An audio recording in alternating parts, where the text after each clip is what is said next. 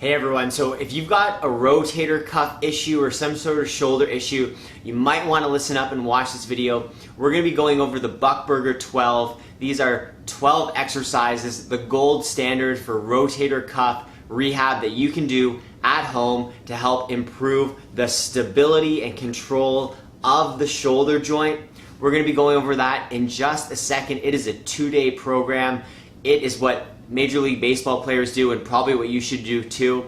A caveat, if you haven't already watched our other video on shoulder injuries, you should go ahead and do that, because rehabbing and working on the shoulder joint and the rotator cuff, it's only one part. Generally, there are 4 typical issues with most shoulder injuries. If you're typical, it's probably a combination of changes in the way that the shoulder blade and the shoulder complex moves, a change in the way that the nervous system functions, making the muscles not work as well here, and increasing the sensitivity to pain through the shoulder. That's the nervous system leaving the neck. And of course, any structural or spinal changes.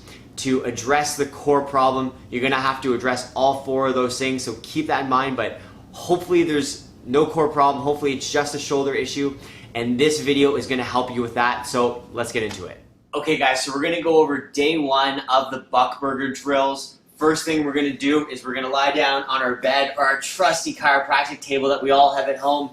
We're gonna get into our nice George Costanza position, and we're gonna take the shoulder that we're working on, and what we're gonna do is we're gonna have the thumb pointing down or internally rotated, and while we set the shoulder blade back and down, like putting the shoulder blade into your back pocket, we're going to raise that shoulder or the hand up until about the level of the knee and drop it back down.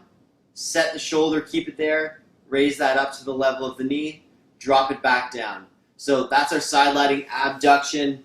Pretty simple and straightforward. The next thing that we're going to do is our cat camel, focusing only on the shoulder blades.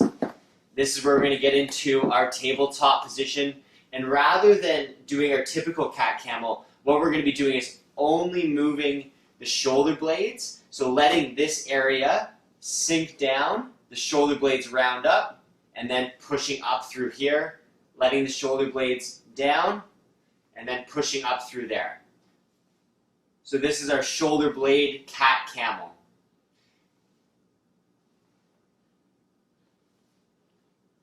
You'll notice with this drill, when I do it, my low back doesn't change positions like with a typical cat camel, and in fact the spine stays perfectly stacked up and straight. It's only the shoulder blades that move, arms are straight. The next thing we're going to do is our field goal. Now this is a little bit tougher to do at home if you don't have a chiropractic table. You're going to have to use a bed or a couch, because we're going to be lying face down, and our thumbs are pointed in. And like a field goal, we're going to raise the arms up, thumbs comes up, and we go into our field goal position, and then back down. With this, of course, we're setting those shoulder blades back into our back pocket, and then thumbs eventually up to the ceiling like a field goal.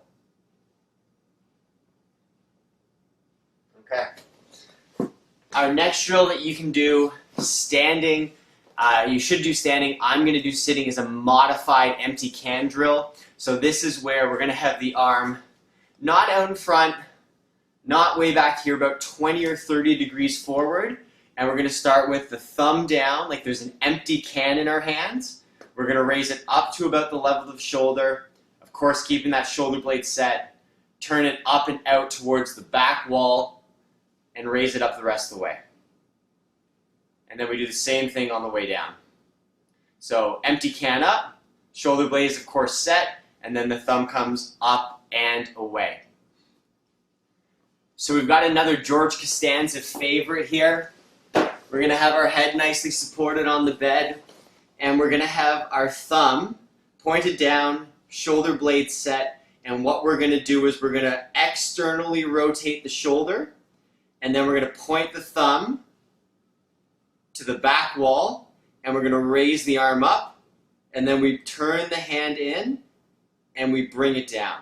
So one more time, shoulder blade is set, back and down, raise the arm into external rotation, my thumb's pointing to the back wall, raise it up, and then rotate it forward to the front wall, and then bring it back down.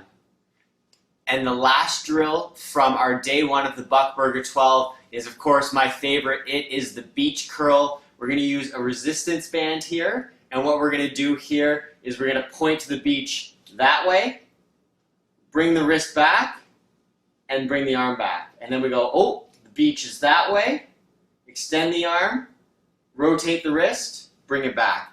And of course, you're going to hold a nice amount of tension through the resistance band with the other hand. You can also use the door or whatever it is that's going to give you a little bit of resistance when you're giving those curls towards the beach. Now let's go into day 2, which you'll do, of course, the next day of the week. Hey guys, so for day 2 of the Buckburger 12 exercise, we're going to need a resistance band for 2 of the drills. You're going to tie this resistance band to a door or something you got over here. I'm going to use my hand because I have no door in the living room. Number 1, what we're going to do, we're going to wrap that resistance band around. We've got it attached to the door, and I'm going to hold the arm into my side. Having a towel or a pillow there to make sure you hold is a good idea. And with this one, we externally rotate the arm. Not quite to 90 degrees, but as far as you can comfortably go. Keeping that arm tucked in, focusing almost entirely on the shoulder here. Of course, shoulder back and down, a good idea.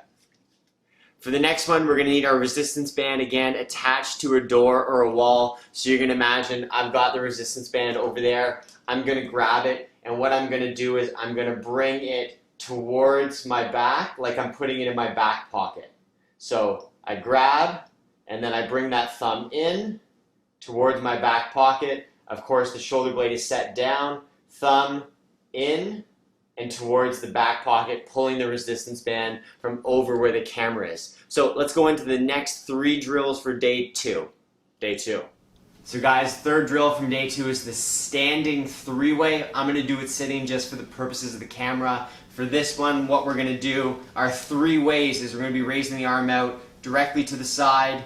We're going to be raising it a little bit forward in the scapular plane, directly out to the side, a little bit forward in the plane of the scapula, about 30 degrees, and then one in front of us. So thumbs up to about the level of the shoulder, slowly down, 20 or 30 degrees forward, thumbs up, down, and then in front of us, thumbs up and down. Of course, shoulder blade was set back and down. Next, we're going to have to get onto our tummies. We're going to have our hands lifted up above our back. We're going to bring them forward slowly, turning the thumbs up and keeping them there. And then the same motion back.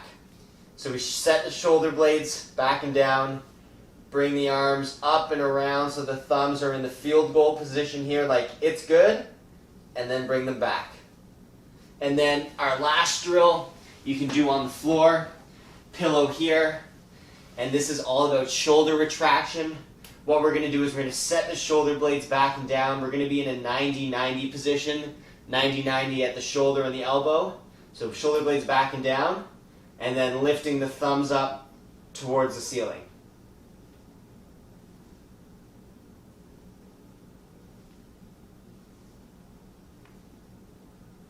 All right, so that's our Buckburger 12 exercises.